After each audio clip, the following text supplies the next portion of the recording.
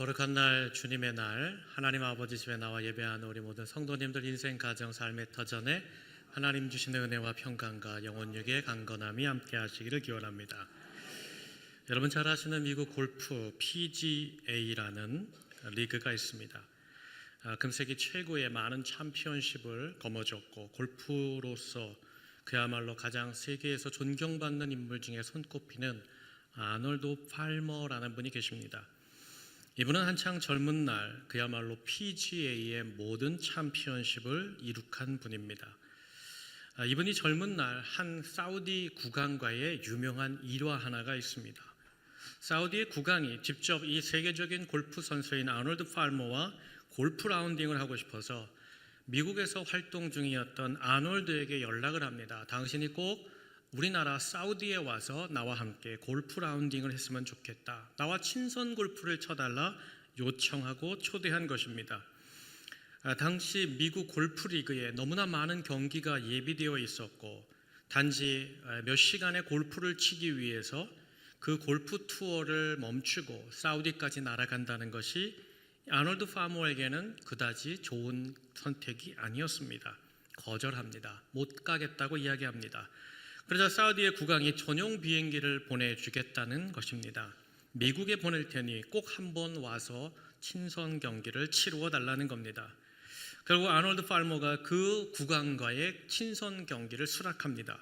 그리고 국왕과 함께 골프장에서 골프를 치고 즐거운 시간을 보내고 이제 미국의 다른 경기를 위하여서 공항에서 전용기를 타고 출발할 때쯤에 이 떠나는 아놀드 팔머를 위해서 사우디 국왕이 공항까지 친히 나와서 배웅을 해주는 겁니다. 그러면서 이렇게 말하는 겁니다. 당신께서 그 바쁜 중에도 나와 이렇게 친선 골프를 쳐주었으니 너무 고맙습니다. 제가 꼭 약속한 선물이라도 드리고 싶은데 무엇이 좋겠습니까? 원하는 것을 한번 말씀해 보십시오. 그때 아놀드가 이야기합니다. 괜찮습니다. 제가 이렇게 좋은 시설에서 이렇게 궁중에서 좋은 환대와 시간을 보낸 것만으로도 저는 황송합니다. 괜찮습니다. 제가 더 이상 무엇을 바라겠습니까? 그럼에도 사우디 국왕이 고집을 꺾지 않는 겁니다. 아닙니다. 제가 꼭 하나의 선물을 드리고 싶습니다. 그래야 선생님께서 저와 골프를 친 이 기억을 평생 간직할 수 있으실 테니까요. 아놀드 팔머가 왕의 이 고집을 꺾을 수 없다는 것을 깨닫습니다. 그리고는 이렇게 말했습니다. 그렇다면 왕님, 골프채가 좋겠습니다. 제가 가장 많이 쓰는 드라이버, 골프채 하나를 선물로 주십시오. 그러면 되겠습니다. 그렇습니까? 그리고는 미국으로 돌아와서 아놀드 팔머가 PGA 경기를 치루어 나가는 겁니다. 그러면서 내심 마음속에는 그런 생각이 드는 거죠. 사우디 국왕이 나한테 어떤 드라이버 골프채를 보낼 것인가? 순금이 새겨진, 내 이름이 새겨진 골프채를 보내줄 것인가? 헤드에 다이아몬드와 손잡이에는 보석이 가득히 박혀있는 그런 골프채, 어떤 골프채를 받을까 기대를 하기 시작한 겁니다. 그런데 일주일이 지나고 2주가 지나도 소식이 없어요. 그리고 계속되는 경기에 나가서 그 경기에 집중하다가 그만 아놀드 팔머가 자기에게 선물을 보내기로 한 것도 잊어버립니다. 그렇게 4주가 지나고 한 달이 넘어갈 때쯤에 사우디 국왕이 보냈다는 편지 한 통이 자기 테이블 위에 놓여져 있는 겁니다. 아니 골프채가 들어있는 소포가 와야지 웬 편지야. 편지 한 통만을 바라보면서 그가 실망합니다. 그렇지, 그 사람이 나한테 뭐 이렇게 할 수가 있나. 그냥 엽서 땡큐 카드나 하나 썼겠지. 그리고 나서 그 봉투를 열었는데 그 편지 안에 무엇이 들어있었던 것일까. 놀랍게도 미국에서 손꼽히는 골프장을 선물로 주는 기증서가 들어있었다는 겁니다. 그러면서 이 편지 안에 이렇게 적혀져 있었습니다. 당신이 나의 초대에 응하여 준 것에 감사하며 약속하나마 이 미국의 골프장을 당신께 선물로 드립니다. 이렇게 적었다는 거예요. 사랑하는 여러분, 오늘 여러분이 아놀드 팔머와 같이 한 나라의 왕이 여러분을 초대한다면 여러분 어떻게 하시겠습니까? 그 초대에 응하시겠습니까? 아니면 거절하시겠습니까? 그 왕이 나와 함께 하자고 식탁으로 나와 함께 하자고 당신의 공간으로 불렀을 때 여러분은 적극적으로 응답하시겠습니까? 아니면 나는 내일이 바쁘니 다른 사람 알아보라고 거절하시겠습니까? 오늘 우리가 읽은 마태복음 22장의 혼인잔치의 비유는 하나님의 초청과 인간의 반응이 기록되어 있는 비유의 말씀입니다. 그런데 오늘 말씀을 나누기 전에 먼저 이 말씀의 배경이 있습니다. 그것은 지난주에 우리가 나눴듯이 마태복음 21장에서 예수님이 호산나 다윗의 자손이여 그야말로 환성과 환영 중에 예루살렘 성에 들어가셨고, 첫 번째로 성전에 들어가서 그곳에 가서 매매하는 사람들을, 또 비둘기 파는 사람들을, 환전하는 사람들의 상을 다 둘러 엎으셨습니다. 그리고 본인이 직접 내가 성전됨을 회복시켜 주셨습니다. 성전 정화하는 사건을 행하신 것이죠. 이때 예수님이 행하셨던 이 성전 정화의 사건을 누가 바라보고 있었는가? 그야말로 자신들이 이 성전의 주인이요, 이 성전에 우리의 것이다 주장했던 대제사장들과 종교 지도자들이 예수님의 이 행동을 보고 못마땅해 했습니다. 그리고 예수님이 그 성전을 떠나가셨고, 그리고 다시 예수님이 성전에 오셔서 말씀을 가르치실 때에 이 대제사장들과 종교 지도자들이 그야말로 베르고 벨렀듯이 예수님을 찾아가 이렇게 물었습니다. 마태복음 21장 23절을 제가 읽겠습니다. 대제사장들과 백성의 장로들이 나와 이르되 네가 무슨 권위로 이런 일을 하느냐? 또 누가 이 권위를 주었느냐? 당신이 뭐길래 성전을 뒤집어 엎고 또 이 성전에 와서 말씀을 가르치는 것은 우리 바리새인의 몫이요 대제사장의 몫인데 당신이 이와 같이 사람들을 선동하는가? 물었다는 겁니다. 그때 예수님께서 무슨 권위인가, 무슨 뜻인가, 내가 무슨 의지를 가지고 목적을 가지고 이와 같이 했는가? 예수님이 그 종교 지도자들에게 답했던 것이 오늘 본문 말씀 전에 두 가지 비유로 먼저 했습니다. 하나는 두 아들의 비유이고 또 하나는 포도원 농부의 비유입니다. 여러분, 두 아들의 비유를 보면 여러분 들어보셨을 겁니다. 한 아버지가 맏아들에게 포도원에 가서 일하라고 얘기합니다. 그때 맏아들이 아버지 알겠습니다, 그렇게 하지요, 흔쾌히 대답합니다. 그런데 포도원 가서 일하지 않습니다. 둘째에게 찾아가서 아버지가 너 포도원에 가서 일했으면 좋겠다. 그때 아들이 말합니다. 싫습니다, 가기 싫습니다, 노했습니다. 그런데 나중에 둘째 아들이 깨닫고 아버지의 포도원에 가서 열심히 일했다는 겁니다. 그때 예수님께서 이 두 아들 중에 누가 아버지의 뜻을 행한 아들인가 물으셨습니다. 그때에 이 둘째 아들입니다 라고 종교 지도자들이 이야기합니다. 그렇죠, 둘째 아들이 포도원에 가서 아버지의 뜻대로 일한 것이죠. 그런데 저는 이 말씀을 읽을 때마다 셋째 아들이 있었으면 좋겠다라는 생각을 합니다. 예, 아버지 가겠습니다. 그리고 속히 일어나서 그 포도원에 가서 일하는 셋째 아들 말입니다. 바라기는 우리 성도들이 셋째 아들 같은 믿음의 사람들 되시길 축복합니다. 그런데 안타깝게도요, 이 비유에 셋째 아들이 등장하지 않아요. 그러면서 예수님은 두 아들의 비유에서 이 대제사장들과 장로들에게 충격적인 결론을 말씀하십니다. 그 결론이 21장 31절인데 우리 다 함께 읽겠습니다. 시작. 내가 진실로 너희에게 이르노니 세리들과 창녀들이 너희보다 먼저 하나님의 나라에 들어가리라. 아멘. 먼저 불러준 맏아들, 종교 지도자들, 대제사장들, 그야말로 장로님들이 아니라 하나님 나라에는 결코 합당하지 않은 세리와 창녀들이 그야말로 하나님의 나라를 들어간다고 예수님께서 결론을 주신 것이죠. 근데 예수님이 여기서 멈추지 않습니다. 이어서 두 번째 비유를 주시는데 포도원 농부의 비유를 주십니다. 한 주인이 포도원을 만듭니다. 세웁니다. 그런데 본인이 경작할 수 없어서 그 포도원을 농부들에게 세를 주고 타국으로 떠납니다. 그리고는 세를 받을 때가 되어서 이 주인이 자신의 종을 보냈습니다. 그랬더니 포도원 농부들이 어떻게 하느냐? 저 종을 잡아 죽이자. 저 종을 죽이자. 그래서 먼저 그 종을 죽입니다.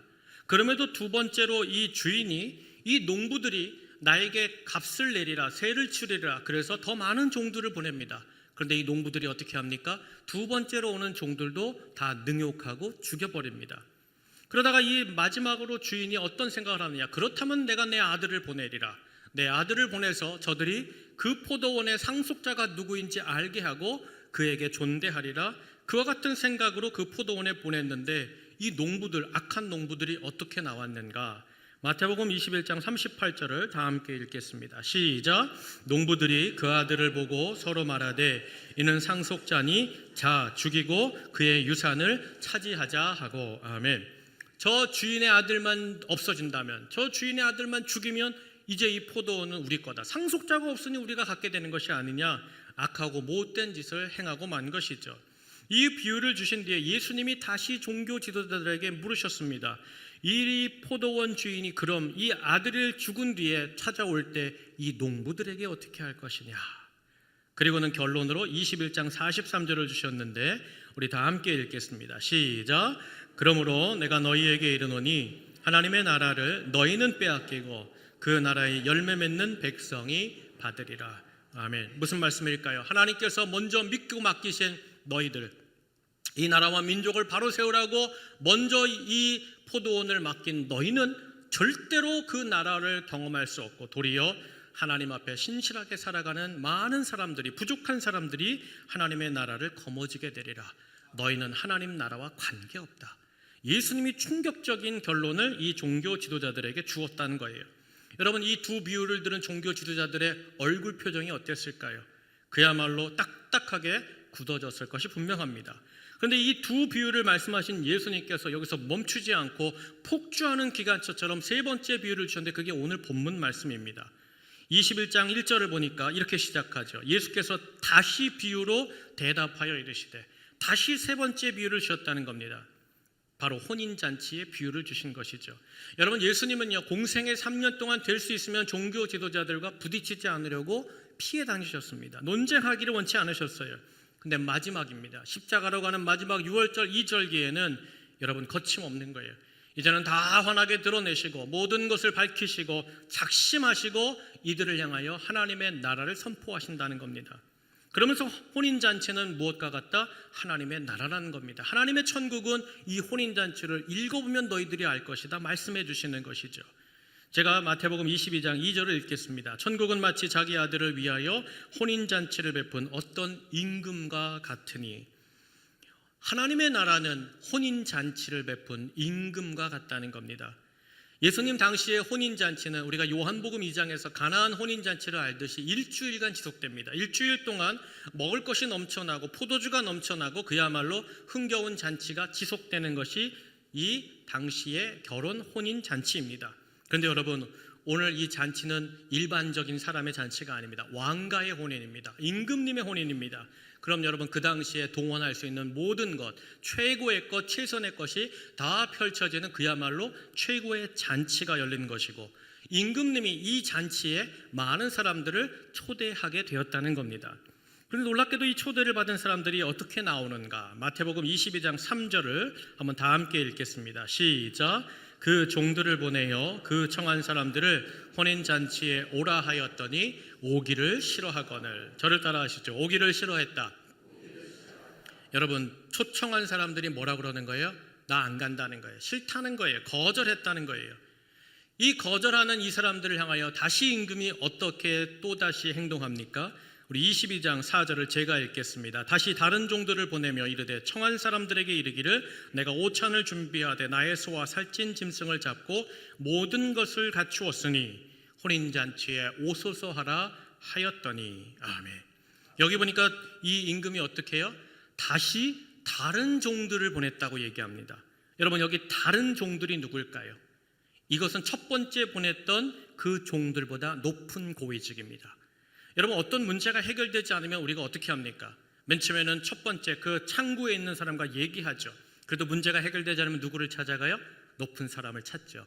높은 사람과 함께 가야 그 문제가 해결되는 것이죠.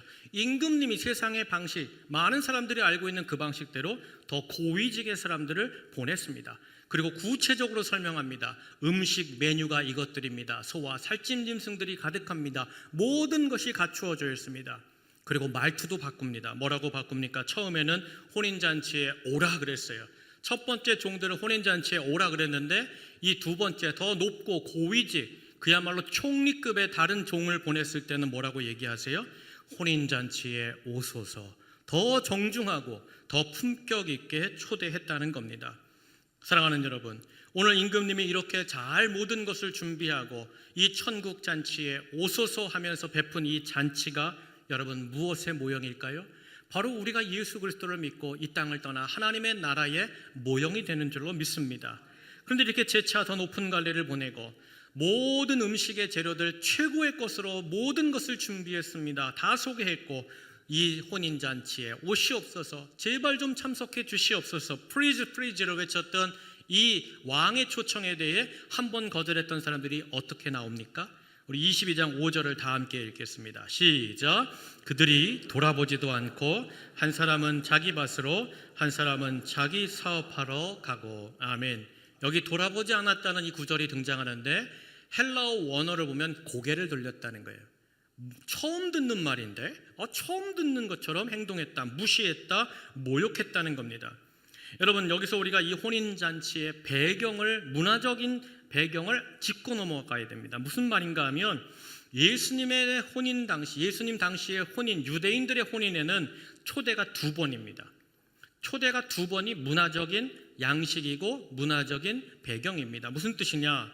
처음의 초대는 우리가 알고 있는 초대입니다. 몇 날, 며칠, 몇 시, 어디서 무슨 일이 있으니 꼭 와주십시오. 이게 첫 번째 초대입니다. 이 첫 번째 초대를 받은 사람들이 갈 수 있으면 이제 그 초대에 응답합니다. 제가 갈 수 있겠습니다. 참석하겠습니다. 그러면 그 행사를 준비하는 사람이 리스트를 만듭니다. 인원을 만들죠. 그리고 음식 재료를 다 그 인원에 맞추어서 행사를 준비합니다. 혼인잔치를 준비합니다. 그리고 나서 혼인에 즈음할 때 2번째 초대를 하는 것이죠. 당신이 그 혼인잔치에 온다고 했으니 제가 다시 상주시켜 드립니다. 다시 주의하셔서 꼭 그날 오십시오. 2번째 초대를 한다는 거예요. 여러분, 오늘 이 말씀은 첫 번째 초대가 아니라 몇 번째 초대냐? 2번째 초대예요. 오겠다고 한 그 사람들, 내가 그날 가겠습니다, 왕의 혼인잔치에 가겠습니다라고 정한 그 사람들에게 경각심을 주고 다시 주의를 불러일으키기 위해서 2번째 초대한 그 장면이라는 겁니다. 쉽게 말씀드리면 먼저 오겠다고 한 그 인원에 그에 맞추어서 음식을 준비했어요. 모든 것을 준비했어요. 그리고 혼인날이 되어서 이제 임금님이 꼭 오십시오, 와주십시오라고 청했는데 거절합니다. 다시 높은 사람을 보냈고 정중하게 초대했음에도 불구하고 어떻게 했다는 거예요? 거절해버렸다는 거예요. 여러분, 이렇게 하면요, 이런 거절은 혼주에게는 대단히 큰 모욕을 주는 것이고 수치와 어려움과 무례를 행하는 일이 되는 겁니다. 그렇다면 사랑하는 여러분, 왜 이 사람들은 가겠다고 하고도 이와 같이 2번이나 거절했던 걸까요? 이 임금님의 초대에 대해서 왜 이 사람들은 가기 싫어, 안 가, 거절의 의사를 밝혔던 걸까요? 정말 밭 사러 가고 사업하러 가는 시간 때문입니까? 일 때문입니까? 여러분, 문제는 무엇일까요? 자기 인생의 우선순위가 달랐기 때문이에요. 오늘 같은 말씀을 적고 있는 누가복음 14장을 보면요, 이 왕의 초대에 거절하는 이유가 조금 더 구체적으로 나옵니다. 누가복음 14장 18절을 보니까 다 일치하게 사양하여 한 사람은 이르되 나는 밭을 샀음에 아무래도 나가 보아야 하겠으니, 또 14장 19절을 보니까 또 한 사람은 이르되 나는 소 5겨리를 샀음에 시험하러 가야 되니 라고 했습니다. 그리고 누가복음 14장 20절은 우리 다 함께 읽겠습니다. 시작. 또 한 사람은 이르되 나는 장가 들었으니 그러므로 가지 못하겠노라 하는지라. 아멘. 여러분, 여기 밭 사고 소 사고 장가 드는 일, 이거는 일상의 일입니다. 누구나 모든 사회에 공통적으로 일어나는 일입니다. 그런데 여러분, 한 번만 생각해 보면 이 일이 이 혼인잔치의 불참의 이유가 될 만한 사항인가? 여러분이 한번 판단해 보십시오. 여러분, 여기 밭을 샀으니 아무래도 나가봐야겠다라는 말은 무슨 뜻인가 하면 밭을 샀으니 내가 그 밭이 무슨 밭인지 확인해 봐야겠다, 이런 뜻입니다. 무슨 말입니까? 여러분, 어떤 농부가 자신의 재물과 큰 돈을 들여서 밭을 샀습니다. 그런데 그 밭을 사기 전에 그 밭이 돌짝밭인지 가시덤불인지 좋은 밭인지 물이 많은지 그것도 확인 안 하고 그 큰 돈을 들여서 밭을 사는 사람이 어디 있습니까? 이미 밭 사놓고 야, 이 밭이 무슨 밭인지 내가 확인하러 가겠다, 이거는 이치가 맞지 않는 것이죠. 핑계에 불과한 겁니다. 또 여기 소 5마리, 소 5결이라고 얘기했습니다. 결이라는 말은 뭐냐? 쌍을 말합니다. 짝입니다. 5결이 총 몇 마리입니까? 5이 15 이렇게 하면 안 돼요. 5이 10, 10마리예요. 10마리를 샀어요. 여러분, 유대인들이 가장 소중하게 여겼던 재산 중에 재산 목록 1호가 뭐예요? 소입니다. 소 10마리를 샀는데 그 소가 어떠한지 시험하러 나간다는 거예요. 여러분, 어떤 농부가 자기가 그 큰 10마리를 소를 사면서도 소 10마리 주세요, 그리고는 소가 어떤지도 확인도 안 하고 집에 데려와서 그 다음부터 시험하는 사람이 어디 있어요? 꼼꼼하게 사기 전부터 그 우시장에 나가서 이 녀석의 입을 열어보고 눈을 까보고요, 다리를 두드려보고 엉덩이를 두드려보지 않겠습니까? 그래서 힘이 있는 소다, 병약하지 않은 소다, 그런 소를 사오는 것이 일반적인데 오늘 여기 이 사람 이유를 뭐라고 해요? 나 소 10마리 샀는데 이제 테스트해야 된다는 거예요. 이건 이치에 안 맞는 거죠.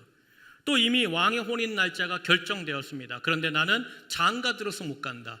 여러분, 성경 속에 나오는 공처가의 첫 번째 예입니다. 부인 말 들어야 된다는 거예요.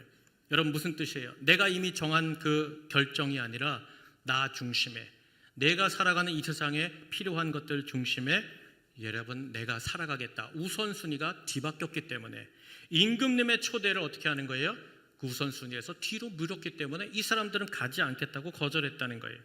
실제로요, 우리가 이렇게 인생을 살아갈 때 많은 사람들을 주변에서 보게 됩니다. 그런데 그분들이 지금 어디에 시간을 쓰고 에너지를 쓰고 노력하고 있는가, 그걸 보면 그분들이 지금 가장 최선으로 생각하는 우선순위가 무엇인지를 알게 됩니다. 아, 저분은 지금 저곳에 노력하고 있어, 저곳에 에너지를 쓰고 있어. 그러면 그 사람의 최고의 가치는 바로 그것이라는 거예요. 예수님께서도요, 마태복음 6장 21절에 이렇게 말씀하셨습니다. 내 보물 있는 그곳에는 내 마음도 있느니라. 너의 중심이 있는 그곳이 너의 삶의 기준이고 네 삶의 방향이라는 거예요. 사랑하는 여러분, 예수님의 예수님의 비유를 통하여 임금님의 초대보다 이 거절하는 사람들 뭐가 중심에 있다는 거예요? 나와 관련된 것에 깊이 빠졌다는 거예요. 내 안에 나를 우선순위 두고 어떻게 했다? 임금님의 초청을 거절했다는 거예요. 그러면서 무슨 짓까지 하는가? 이 사람들이 어떤 짓을 하는가 보세요. 마태복음 22장 6절을 다 함께 읽겠습니다. 시작. 그 남은 자들은 종들을 잡아 모욕하고 죽이니. 아멘. 여러분, 여기에서 그 종들을 잡아 죽이는 것은 결국 누구를 잡아 죽이겠다는 거예요? 왕을 죽이겠다는 거예요. 왕보다 내가 더 소중하다는 거예요. 여러분, 이건 반역이죠. 왕의 뜻을 거스리는 역모가 이 사람들이 행하는 일이었다는 거예요. 그렇다면 여러분, 오늘 이렇게 임금님이 간곡하게 초대했어요. 간절하게 요청했습니다. 그럼에도 두말 없이 거절해버리고 임금님이 보낸 종들까지 죽이면서 임금도 죽이겠다라고 반역으로 나오는 이 사람들, 어떤 사람들일까? 바로 지금까지 임금과 가장 같이 있었던, 친밀했던, 임금이 신뢰하고 가장 믿었던 사람들이라는 거예요. 쉽게 말하면 하나님께서 이스라엘 민족을 세우시고 이 민족을 거룩한 민족으로 세우라고 먼저 부르신 중한 직임을 맡겼던 제사장들, 사두개인들, 바리새인들, 사내들인 공회원들, 종교 지도자들, 바로 그들이 이와 같이 거절하며 왕에게 반역했다는 거예요. 근데 놀라운 것은요, 그야말로 왕 주변에서 지금까지 왕을 위한다고 일하고 왕을과 친밀하다고 말하며 왕이 우리를 신뢰한다고 끊임없이 되뇌었던 이 사람들이 정작 왕은 뒷전이에요. 왕의 마음을 헤아리지 않아요. 왕의 뜻을 헤아리지 않아요. 그리고 뭐를 가장 먼저 생각하는 거예요? 나지, 내가 중요하지. 내 자신의 생각과 뜻과 유익, 나의 것들을 붙들고 살았던 사람들이라는 겁니다. 결국 이 임금님을 무시하고 왕을 능욕하고 멸하고자 했었던 이 사람들, 결국 왕이 어떻게 행하는가? 우리 마태복음 22장 7절을 제가 읽겠습니다. 임금이 노하여 군대를 보내어 그 살인한 자들을 진멸하고 그 동네를 불사르고. 아멘. 저를 따라 하시죠. 진멸하고 불사르고. 여러분, 임금이 진노하여서 군대를 보내어 그 사람들을 다 죽이고 그 사람들이 살던 마을까지 다 불살라 버렸다는, 잿더미를 만들어 버렸다는 거예요. 그런데 여러분, 솔직히 자기의 아들의 귀한 그 아들의 혼사를 앞에 두고 어떤 부모가 자기 손에 피 묻히기를 원한 부모가 어디 있겠습니까? 세상 천지에 좋은 일을 앞뒀어요. 경사를 앞뒀어요. 그러면요, 어쨌거나 사람이 마음이 관용이 넓어집니다. 그 마음이 넓어지는 것이죠. 누군가에게 은혜를 베풀고 사랑을 베풀기를 원하는 것이 인지상정입니다. 그럼에도 왜 그와 같이 임금님이 자식의 혼사를 앞뒀음에도 불구하고 군대를 보내어서 그 사람들을 진멸하고 그 마을을 잿더미로 만들었을까? 임금님이 볼 때는 이들의 행동과 이들의 사안이 대단히 엄중하고 대단히 모욕적이었고 참을 수 없는 분노의 원인이 되었기 때문에 그렇다는 거예요.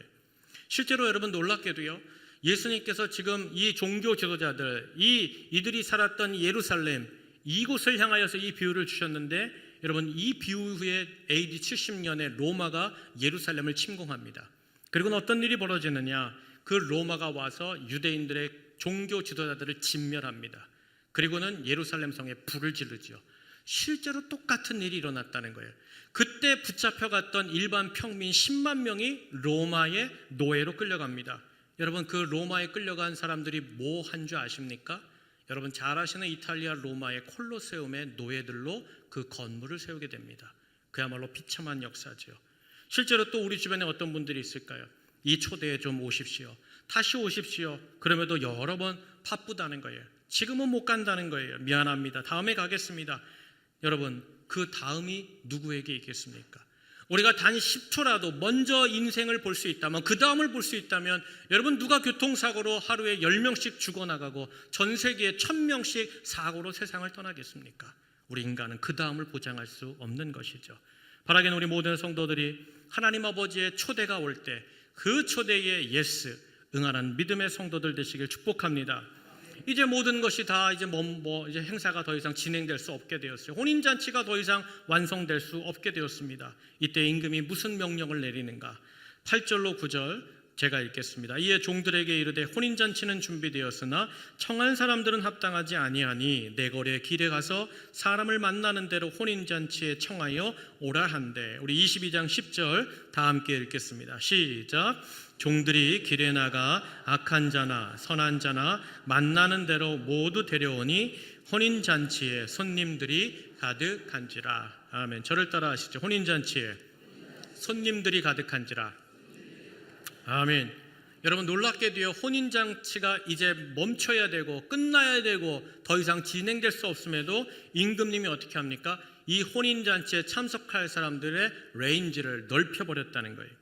여러분 왕은 먼저 초대한 사람들이 오지 않았다고 해서, 저들이 없어졌다고 해서 이 혼인잔치 여기서 끝내자, 접자, 포기하지 않았다는 거예요. 도리어 이제까지 첫 번째 올 수 있었던 혼인잔치의 대상자들이 아니라 이제는 네거리, 여러분 이 네거리라는 말을 유대인들이 딱 듣는 순간 한 가지를 알게 됩니다. 이 사람들은 왕궁에서 먼 사람, 변두리 사람이에요. 가난한 사람이에요. 부족한 사람이에요. 병약한 사람이에요. 하나님의 성전에 올 수 없었던 이방인을 네거리의 사람들이라고 지칭했습니다. 그야말로 이 네거리의 사람들, 아니 악한 자까지도 다 내 혼인잔치에 오라는 파격적인 초청을 이 임금이 결정했다는 거예요. 여러분 이 임금의 이 초대의 확대, 네거리 사람들을 데려오라고 하는 이 모습 속에서 우리가 무엇을 볼 수 있느냐? 여러분 중요한 것이 있죠. 우리 하나님께서는요, 그 구원과 은혜와 역사의 사건에 있어서 감히 멈춤이 없고 끝까지 이루어 가시는 하나님이 되시는 줄로 믿습니다. 한마디로 여러분 주님이 하시겠다고 하면 멈추지 않고 주님은 반드시 그 일을 이루시고 끝내 천국 잔치를 이루어 가시는 우리의 하나님이 되실 줄로 믿습니다. 그런데 여기 보니까 이 임금이 이상하게도 악한 자들도 오라는 거예요.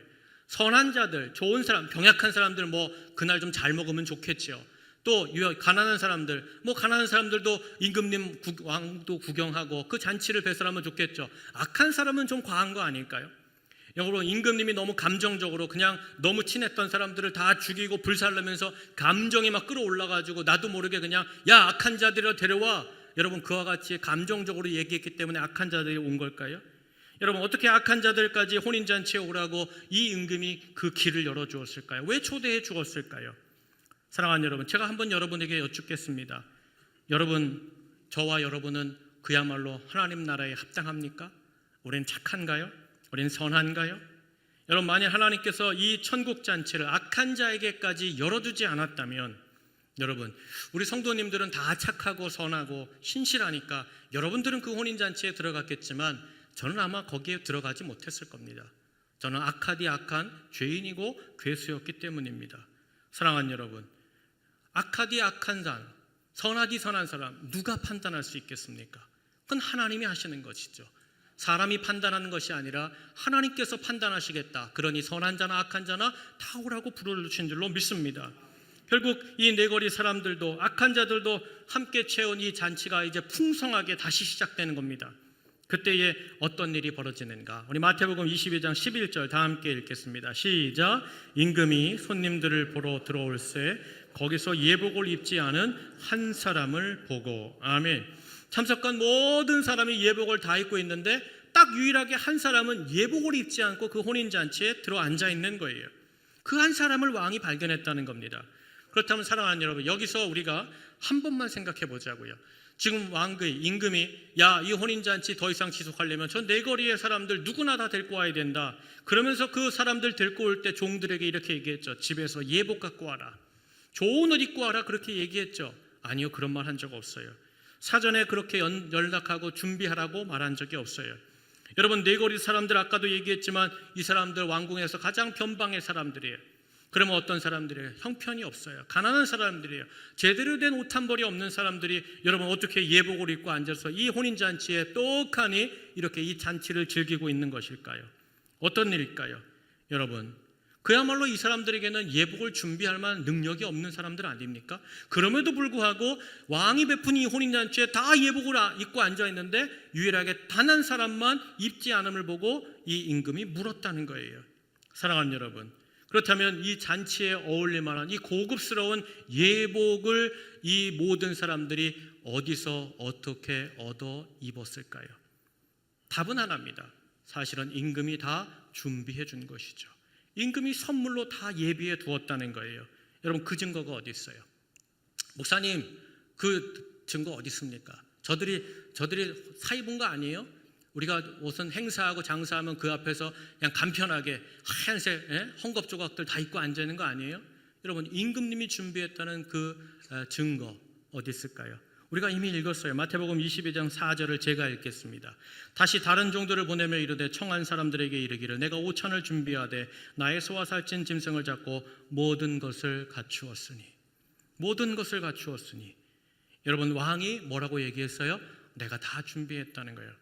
All things are ready. 모든 게 준비됐으니 너는 어떻게 해라? 이 혼인잔치에 오기만 하라는 거예요.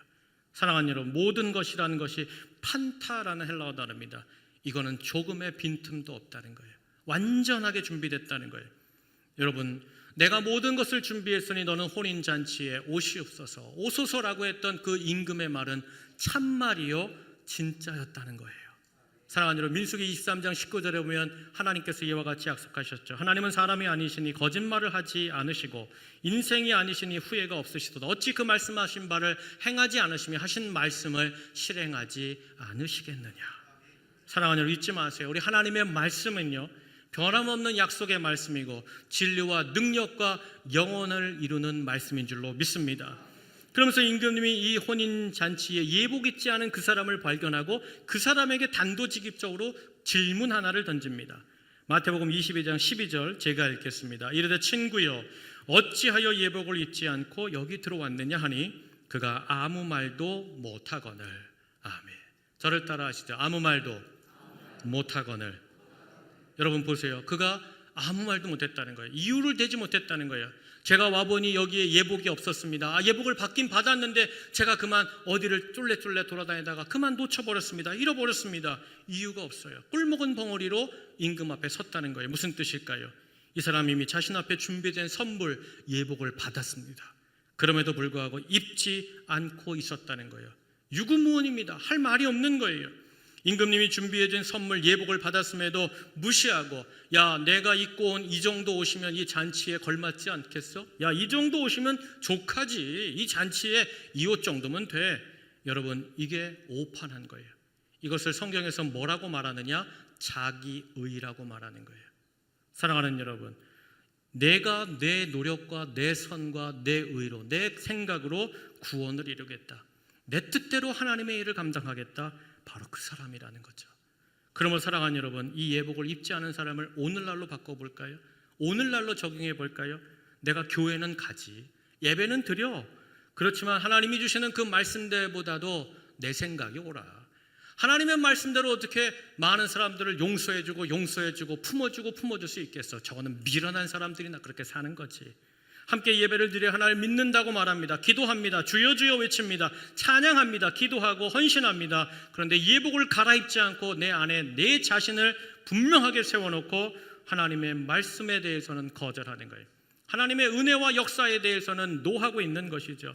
입술로는 이 잔치에 예스하고 왔지만 그 중심은, 마음은 여전히 내 생각과 내 판단과 내 경험과 내 계획과 내 소망을 이루고자 예수님을 이용하고 있다는 거예요. 사랑하는 여러분, 이런 사람을 향하여서 주님이 주시는 결론이 무엇입니까? 결정이 무엇일까요? 마태복음 22장 13절 다 함께 읽습니다. 시작. 임금이 사환들에게 말하되 그 손발을 묶어 바깥 어두운 데에 내던지라. 거기서 슬피 울며 이를 갈게 되리라 하니라. 아멘. 내가 한다. 내가 중요하지. 내 생각, 내 뜻대로 할 거야 라고 고집하는 그 인생 어떻게 되느냐? 도리어 더 어두웠고 비참한 곳에 던져질 뿐이라는 거예요. 그리고 인생의 후회와 미련으로 종결될 뿐이라는 겁니다. 그렇다면 사랑하는 여러분, 제가 여러분에게 중요한 질문 한 가지 드리겠습니다.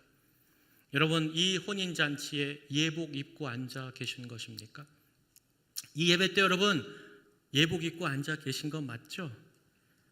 그럼 여러분, 천국잔치, 이 혼인잔치에 합당하게 왕이 선물로 준 이 예복이 무엇입니까? 갈라디아서 3장 27절을 제가 읽겠습니다. 누구든지 그리스도와 합하기 위하여 세례를 받은 자는 그리스도로 옷 입었느니라.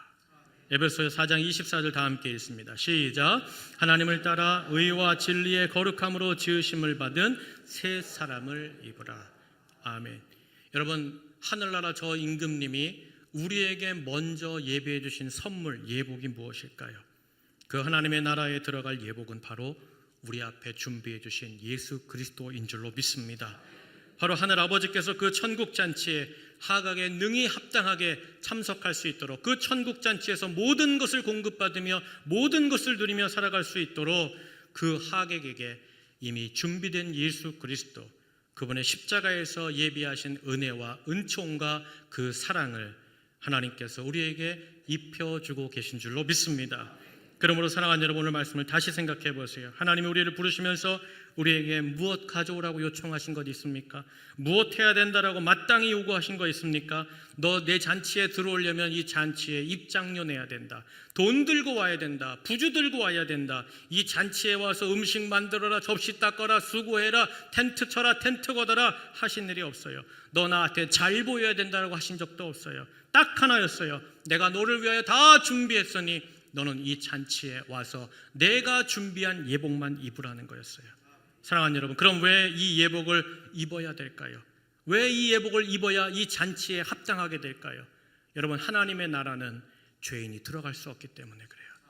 이 죄인을 덮는 예수 그리스도께서 이미 십자가에서 행해 주신 이 옷을 입어야 우리가 이 잔치에 합당한 줄로 믿습니다.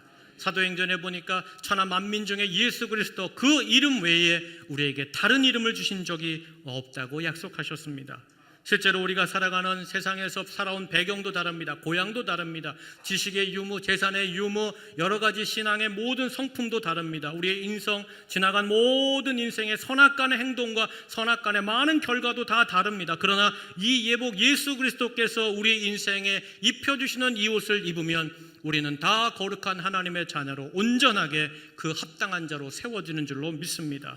오직 예수님의 그 십자가, 그 은혜만이 우리의 모든 죄악을 씻기시고 덮으시고 우리로 말미암아 그 천국에 합당한 모든 것을 공급하시고 함께 하시는 그 하나님의 나라에 합당한 하객으로 우리를 세우실 줄로 믿습니다.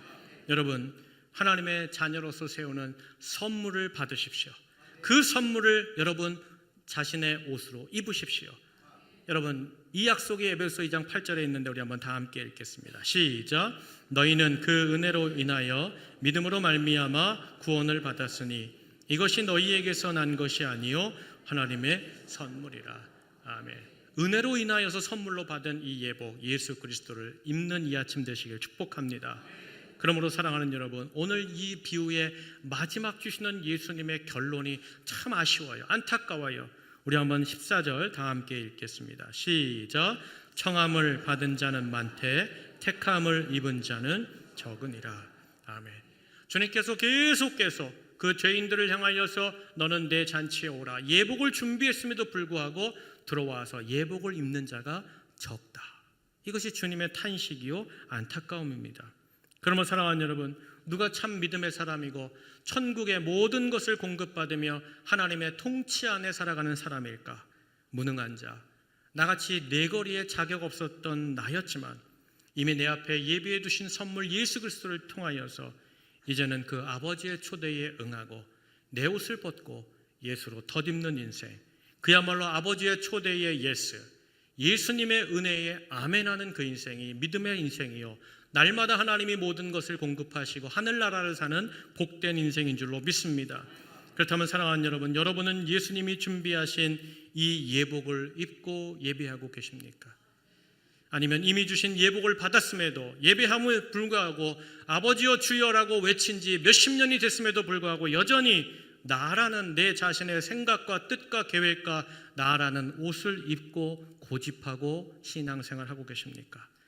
여러분, 고린도후서 6장 1절로 2절에 이런 말씀이 있어요. 우리 다 함께 읽겠습니다. 시작. 하나님의 은혜를 헛되이 받지 말라. 이르시되 내가 은혜 베풀 때에 너에게 듣고 구원의 날에 너를 도왔다 하셨으니 보라 지금은 은혜 받을 만한 때요 보라 지금은 구원의 날이로다. 아멘. 저를 따라 하시죠. 보라 지금이 은혜 받을 때요 보라 지금이 구원의 날이로다.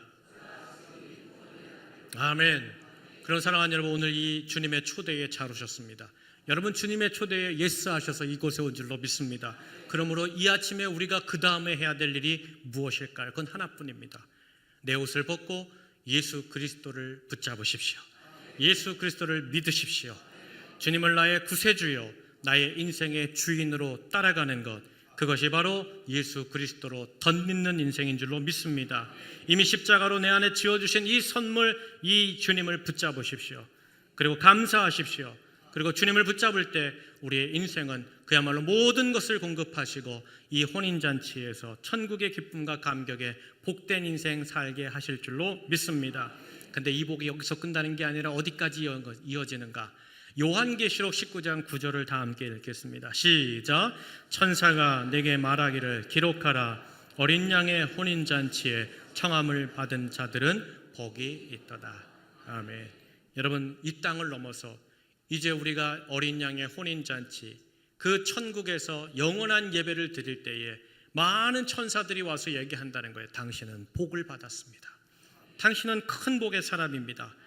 여러분, 그날까지 승리한 우리 성도님들 되시길 축복합니다. 그렇다면 사랑하는 여러분, 마지막 한 가지 나누고 마치겠습니다. 왜 우리가 천국의 이 임금님의 초대 예수님으로 옷 입을 때 우리 인생이 모든 것을 공급받고 여기서부터 천국을 살고 이 땅을 넘어서 그 영원한 어린 양의 보좌 앞에서도 복이 있다 칭함을 받는 걸까요? 왜 우리가 이 초대에 응할 때 복을 받고 천국의 삶을 여기서부터 시작하고 공급되는 삶을 살고 은혜의 삶을 살고 영원한 삶을 산다고 약속하셨던 걸까요? 이유는 하나입니다. 우리가 이 주님의 초대에 응하여 예수 그리스도를 붙잡을 때, 예수 그리스도를 입는 그 순간부터 이제는 내가 준비하는 인생이 아니라 이제는 전능하신 하나님께서 나를 위하여 예비한 모든 것을 누리며 전적으로 주님 안에 들어가 사는 삶이 되기 때문인 줄로 믿습니다. 실제로 출애굽기를 보면요, 이스라엘 백성들이 출애굽 그 6월절 어린 양의 피를 바른, 문설주의 피를 바른 그 집안에 들어가 있었을 때 어떤 일이 벌어져요? 세상의 모든 장자들이 죽어나가는 그 죽음은 가히 이스라엘 하나님의 자손들에게는 미치지 못한 줄로 믿습니다. 누가복음 15장에 보면 둘째 아들 그 탕자가 다시 아버지의 집으로 돌아옵니다. 아버지의 용서와 회복과 치유가 가득한 그 집안에 들어가는 그 순간부터 그 죄인의 삶이 끝나고 다시 복권된 거룩한 하나님의 아들의 인생이 시작된 것처럼 사랑하는 여러분, 오늘도 마찬가지입니다. 이 아침 내가 주님의 초대에 예스하여 왔으니 이제 예수 그리스도로 옷 입으십시오. 십자가로 이미 예배해 주신 그 선물, 그 은혜, 은총, 사랑, 그 사랑의 아멘 맞습니다. 주님, 저 내거리의 사람이었습니다. 이방인이었습니다. 그러나 저는 오늘 주인이 준비해 주신, 임금님이 준비해 주신 예수를 붙잡겠습니다. 그분을 붙잡을 때, 그분을 입을 때 여러분, 우리가 주 안에서 주님이 공급하시는 충만한 역사를 살 것이요 감히 어떠한 죽음도 만질 수 없는 영원한 생명의 삶을 이곳에서부터 그 나라까지 살게 될 줄 믿습니다. 바라기는 우리 사랑하는 모든 온천제리 성도님들이 이 아침 이 시간에 더 이상 천국에서 임금님이 베푸시는 이 초대와 예복에서 지체함이나 멈춤이나 미련이나 후회가 없기를 간절히 축복합니다. 오늘 이 아침 이미 부르셨습니다. 임금님이 불러주셨습니다. 그리고 내 앞에 주님이 예복을 준비해 놓으셨습니다. 여러분, 주님께 예스, 그 주님의 은혜에 아멘 하십시오. 그때마다 하나님이 우리 가운데 모든 것을 공급하시고 나의 모든 삶을 지키시고 그리고 이 땅을 넘어 그 어린 양의 혼인잔치에서 그때는 하나님이 예비해 주신 거룩한 세마포, 빛이 나며 하얀 백성들, 모든 하나님의 백성들이 오직 어린 양만을 찬양하는 그 자리에서 다시 만나는 우리 사랑하는 모든 온천제리 성도님들과 가정과 우리 교우들 되기를 주의 이름으로 간절히 축원합니다. 이 시간에 말씀 붙잡고 한번 기도하면 좋겠습니다. 사랑하는 여러분, 오늘 주님은 모든 것을 예비하시고 우리에게 오라고 말씀하십니다. 여러분, 초청이 없는 것이 아니라 응답하지 않는 우리의 마음이 문제였습니다. 주님은 그럼에도 우리를 포기하지 않고 다시 오라 하십니다.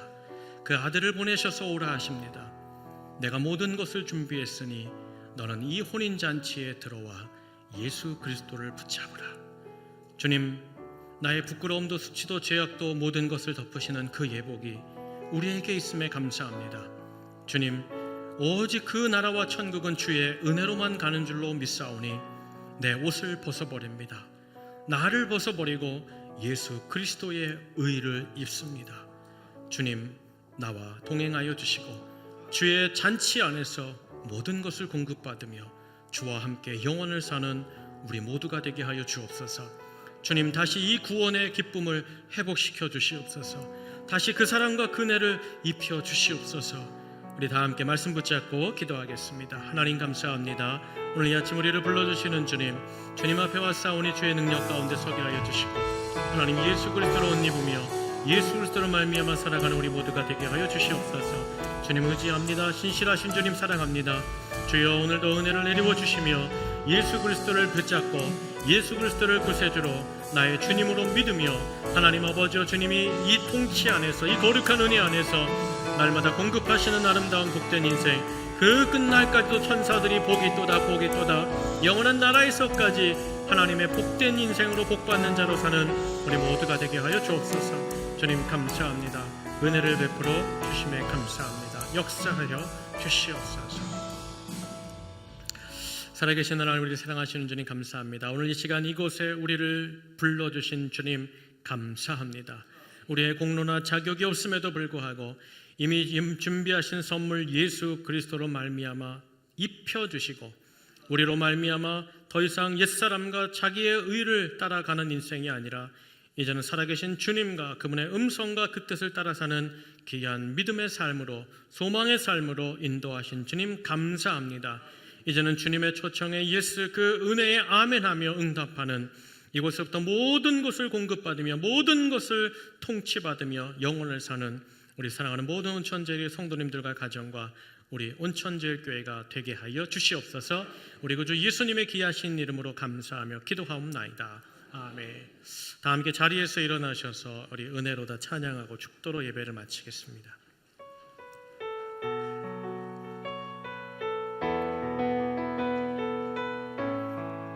시작됐네, 우리 주님의 시작됐네, 우리 주님의 능력이 나의 삶을 다스리고 새롭게 하네, 자유하네, 자유하네. 죄와 사망으로부터 삶은 변하거나 충만하네. 시작됐네, 우리 주님의 능력이 시작됐네, 우리 주님의 능력이, 우리 주님의 능력이 나의 삶을 다스리고 새롭게 하네, 자유하네, 자유하네. 죄와 사망으로부터 나의 삶은 변하거나 충만하네, 충만하네. 은혜로다, 주의 은혜, 은혜로다, 주의 은혜, 한량없는 주의 은혜, 한량없는 주의 은혜, 은혜로다, 은혜로다, 주의 은혜,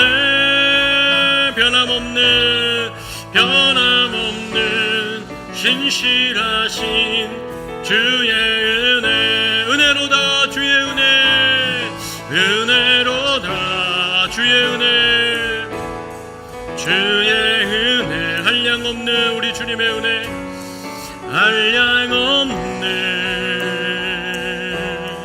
주의 은혜 하나님 은혜로다 감사합니다.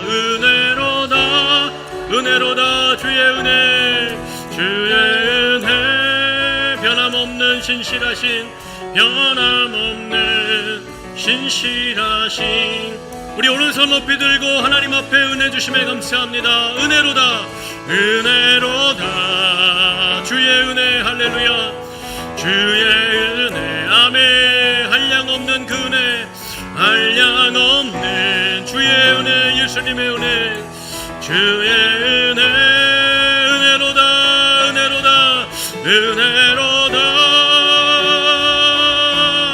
주의 은혜 변함없는 신실하신 주 우리 마지막으로 은혜로다 두 손 높이 들고 주여 감사합니다. 은혜로다 주의 은혜 주의 역사 주의 은혜 우리를 향하여 예비하신 그 선물 한량없네 주의 은혜 하나님 오직 은혜뿐입니다. 은혜로다 주의 은혜 변함없는 신실하신 주의 은혜 아멘. 기도하겠습니다.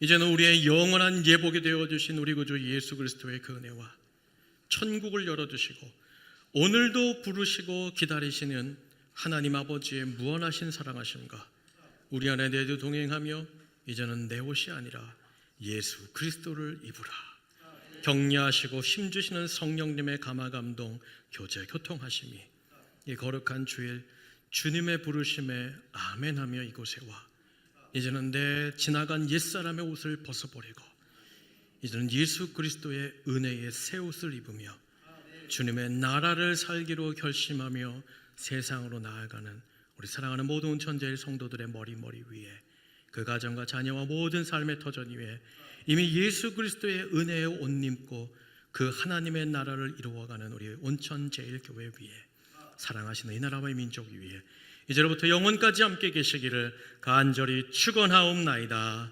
아멘 아멘 아멘.